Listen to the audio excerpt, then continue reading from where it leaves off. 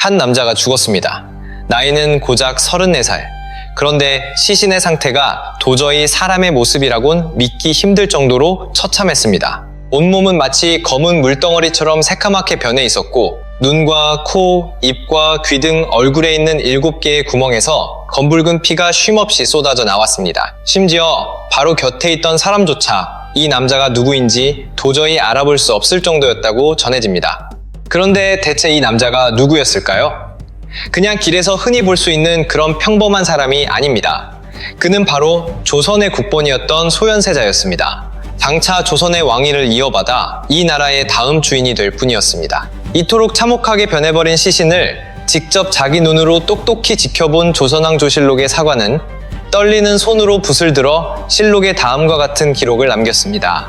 마치 약물에 중독되어 죽은 사람과 같았다. 일국의 세자가 맞이한 죽음을 두고 독사를 강하게 암시하는 문장이 나라의 가장 공식적인 기록물인 실록에 마치 시위라도 하듯 아주 선명하게 새겨진 것입니다.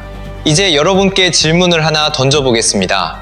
만약 현대의 법의학자가 380년이라는 시간을 거슬러 올라가 세자의 시신을 차가운 부검대 위에 올려놓고 꼼꼼히 살펴본다면 과연 그때와 똑같은 독살이라는 결론을 내리게 될까요?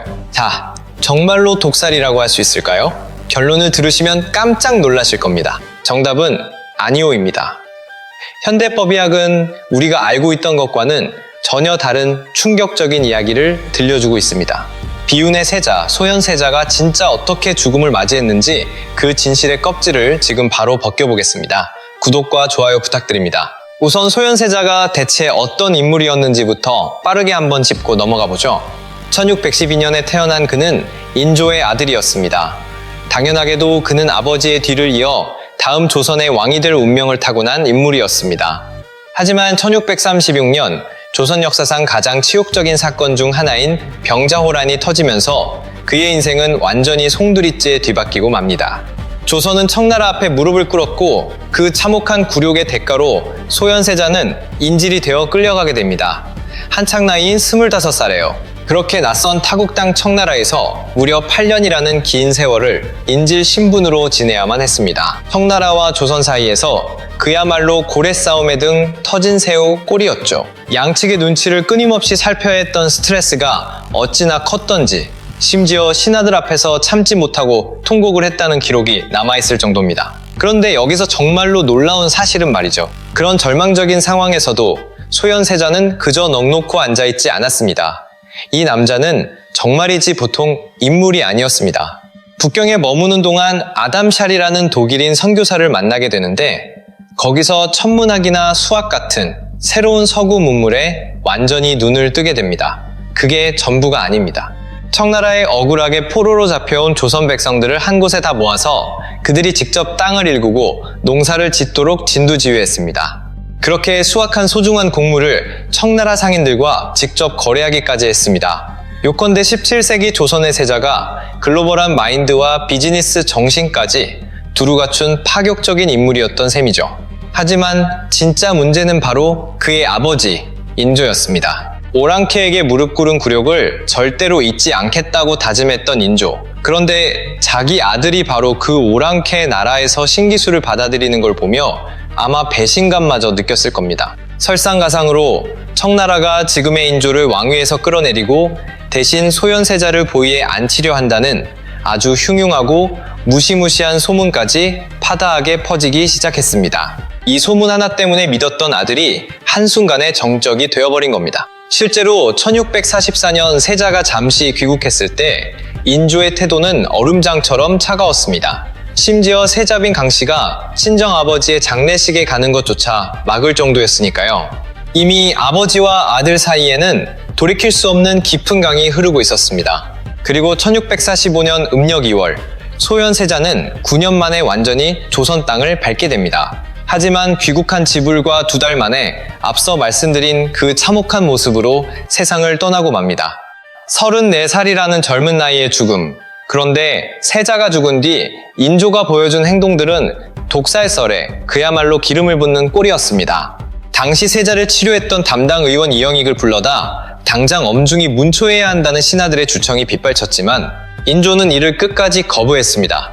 세자가 이토록 의문스러운 죽음을 맞이했는데 담당 의사를 조사조차 하지 않는다니 상식적으로 도저히 앞뒤가 맞지 않는 행동인 거죠. 일국의 세자라는 신분에 전혀 걸맞지 않게 장례도 너무나 초라하고 간소하게 치러버렸고 심지어 멀쩡히 살아있는 적장손을 제쳐둔 채 둘째 아들인 복림대군을 새 세자로 세웠습니다. 원래 세자가 죽으면 그의 장남인 원손, 즉 임금의 적장손이 대를 잇는 것이 조선 왕실이 수백 년간 지켜온 철칙이었습니다. 하지만 인조는 이 모든 법도를 완전히 깨부수고 무시했으며 결국 자신의 둘째 아들인 복림대군을 훗날 효종으로 즉위시키기에 이릅니다. 상황은 더 심각해졌습니다. 세자빈 강씨에게 독살 혐의를 씌워 사약을 내렸고 어린 세손자를 제주도로 유배 보냈는데 그중 2명이 거기서 죽고 말았습니다. 상황이 이렇다 보니 사람들은 인조가 자기 아들을 직접 죽인 게 아니냐고 의심할 수밖에 없었던 겁니다. 자, 여기까지가 우리가 흔히 알고 있는 이야기입니다. 영화 올빼미 역시 바로 이 독살설을 모티브로 삼았을 만큼 지금도 대부분의 사람들은 인조가 자신의 아들인 소현세자를 직접 살해했다고 굳게 믿고 있습니다. 그런데 말입니다. 지금부터 이야기가 완전히 뒤집힙니다. 현대 의학과 역사가 이 사건에 본격적으로 메스를 들이대기 시작했거든요. 2000년대 후반에 들어서면서부터 한국사 학자들과 역사학계 전문가들은 물론이고 법의학계의 권위자들까지 합세해 소현세자의 죽음을 아주 진지하고 심도 있게 파헤치기 시작했습니다. 역사학자들이 380년 동안 자기들끼리 논쟁하던 미스터리를 풀기 위해 마침내 의학이 날카로운 메스를 들고 등판한 겁니다. 이 연구들이 밝혀낸 첫 번째 사실은 바로 독살설을 뒷받침하던 가장 핵심적인 증거인 시신의 상태였습니다. 온몸이 검게 변하고 7구멍에서 피가 쏟아졌다는 기록. 과연 이것이 정말로 독살을 증명하는 명확한 증거가 될 수 있을까요? 법의학의 대답은 단호했습니다. 이건 독살이 아니라 부패 현상이라는 겁니다. 사람이 죽으면 우리 몸에서 가장 먼저 썩기 시작하는 곳이 바로 아랫배 대장 근처거든요. 대장 속에 살던 엄청난 수의 박테리아가 주인이 죽는 순간 폭발적으로 증식하면서 부패 가스를 뿜어내기 시작합니다. 이 가스가 몸속에 강한 압력을 만들고 그 결과 피부가 새카맣게 변하며 코와 입안에 약한 혈관들이 터져 붉은 액체가 밖으로 쏟아져 나오게 되는 겁니다. 법의학 현장에서는 이런 현상을 거의 매일같이 목격하곤 합니다. 시신이 방치되면 3, 4일 만에 충분히 이런 상태로 변할 수 있거든요. 소현세자가 세상을 떠난 시기는 음력 4월로 양력으로 따지면 5월 말쯤에 해당합니다. 서서히 초여름에 무더위가 시작되려 하는 시기입니다. 즉, 돌아가신 세자의 시신이 상상 이상으로 아주 빠르게 부패 과정을 겪었을 가능성이 매우 높다는 뜻입니다. 결국 실록에 남겨진 약물 중독 같아 보였다는 묘사는 독살의 명백한 증거가 아니라 부패가 진행된 시신에서 흔히 관찰되는 지극히 전형적인 현상일 뿐이었던 겁니다. 독살설은 이제 그 근거를 잃게 되었습니다. 하지만 조사는 여기서 멈추지 않았죠. 독살이 아니라면 도대체 무엇이 그의 목숨을 앗아갔는지 정확히 밝혀내야 하니까요. 여기서부터 정말 흥미로워집니다. 2010년대 이후 심양일기, 동궁일기, 승정원일기 같은 방대한 사료들이 본격적으로 번역되면서 우리가 이전까지는 전혀 몰랐던 충격적인 사실들이 하나둘씩 세상에 드러나기 시작했거든요. 소현세자는 죽기 직전 갑자기 쓰러졌던 게 아니었습니다. 이미 청나라의 볼모로 잡혀있던 시절부터 몸 상태가 엉망이었죠. 자, 이제 소현세자의 건강 기록을 시간 순서대로 한번 자세히 따라가 보겠습니다. 놀라지 마세요. 1637년 청나라에 가자마자 심한 장염에 걸립니다. 환경이 변했으니 그럴 수 있다고 칩시다. 그런데 그 이유가 이상합니다. 소변기에 문제가 생기기 시작했거든요. 요도염과 방광염 증상이 기록에 연달아 등장합니다. 심지어 끌려간 지 2, 3년 뒤에는 생식기 주변에 사마귀 같은 딱딱한 종기가 돋았다는 기록까지 있죠. 28배에서 29살 무렵에는 몸 오른쪽이 마비되는 증상까지 나타납니다. 단순히 불편한 수준이 아니었습니다. 이듬해에는 기침과 천식 같은 호흡기 질환의 안구 질환까지 겹쳐 소현세자를 끈질기게 괴롭혔죠. 그리고 여기서 결정적인 증상이 나옵니다. 귀국 전 3년 동안 목이 타들어가는 갈증을 느꼈다는 겁니다. 물을 미친 듯이 들이켰다는 기록이 반복되죠. 이게 왜 중요하냐면 현대의학에서 갈증이 가시지 않아 물을 과하게 마시는 건 혈당 조절에 빨간불이 켜졌다는 가장 대표적인 신호기 때문입니다. 여기에 잦은 소변과 과식 증상까지 더해지면 의학에서 말하는 유명한 3다 증상과 완벽하게 일치합니다. 다갈, 다뇨, 다식, 물을 많이 마시고 화장실을 자주 가며 많이 먹는 것. 이건 당뇨병 교과서 첫 장에 나오는 증상들입니다. 귀국 후에는 마지막 결정타가 터집니다. 밥만 먹으면 기절할 정도로 정신이 혼미해지는 소름 끼치는 일이 반복된 거죠.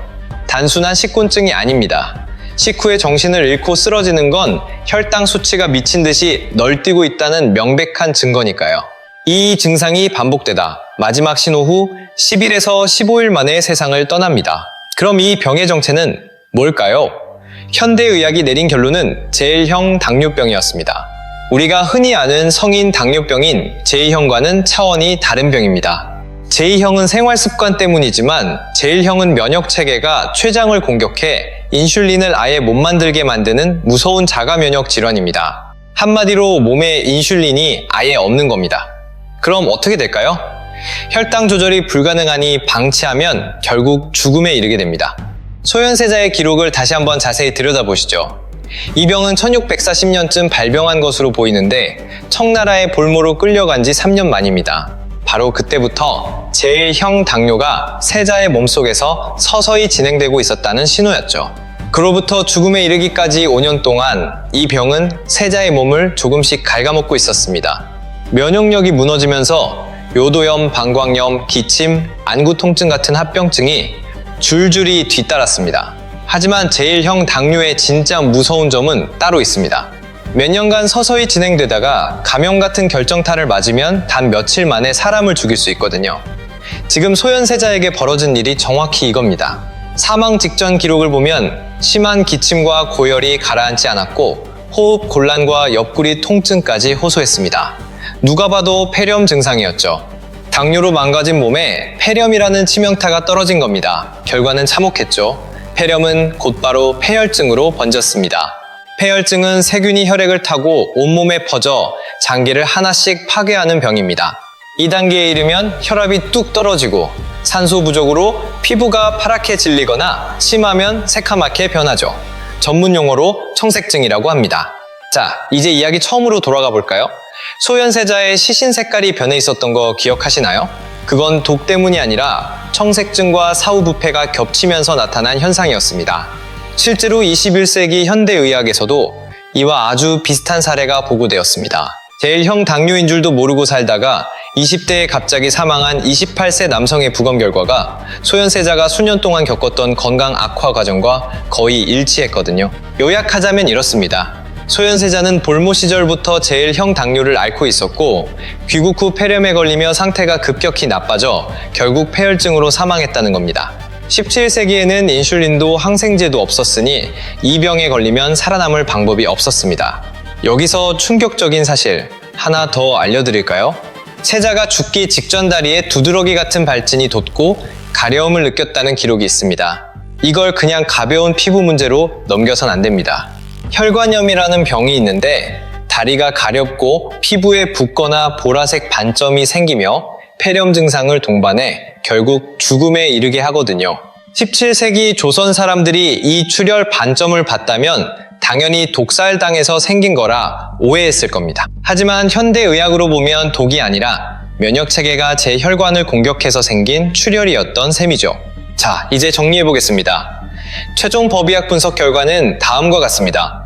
소현세자의 근본적인 병인, 즉 모든 질병의 뿌리는 당뇨 같은 자가면역 질환이나 대사질환이었을 가능성이 매우 높습니다. 수년간 면역력을 갉아먹은 이 병 때문에 폐렴이 치명타가 되었고 결국 폐혈증으로 이어지며 마지막 숨을 거둔 것이죠. 시신의 급격한 부패와 피부가 검게 변한 것, 그리고 구공에서 피가 흘러나온 것은 독 때문이 아니라 폐렴으로 인한 청색증과 사후 부패 현상이 결합된 결과였습니다. 결론적으로 독살 가능성은 법의학적으로 매우 낮다고 볼 수 있습니다. 하지만 여기서 절대로 간과해서는 안 될 사실이 하나 있습니다. 소현세자가 병으로 죽었다고 해서 인조가 완벽히 자유로울 수는 없다는 겁니다. 일부 학자들은 바로 이 점을 지적합니다. 설령 인조가 직접 독약을 먹여 아들을 죽인 게 아니더라도 세자가 죽어가는 걸 알면서도 일부러 제대로 된 치료를 해주지 않았을 가능성이 아주 높다는 겁니다. 경험 없는 의원을 붙여놓고 사실상 방치해버린 겁니다. 자기 손에 피 한 방울 안 묻히고 이득을 챙길 수 있으니까요. 실제로 세자가 죽자마자 어의 처벌을 완강히 거부하고 장례를 이상할 정도로 간소화한 걸 보면 말입니다. 맞손자가 아닌 둘째 아들 복림대군을 세자로 책봉하고 며느리와 손자들을 가혹하게 대했던 정황들을 보면 더욱 그렇습니다. 마치 아들의 죽음을 기다렸다가 기회를 잡은 사람처럼 보입니다. 독살이 아니었더라도 아들의 죽음을 철저히 이용했다는 건 너무나 명백한 사실이니까요. 만약 소현세자가 21세기에 살았다면 어땠을까요? 만약 일형 당뇨병이었다면 인슐린 주사 한 방이면 끝입니다. 폐렴이었다면 항생제로 치료할 수 있고 폐결핵도 초기에 발견했다면 충분히 살릴 수 있었을 겁니다.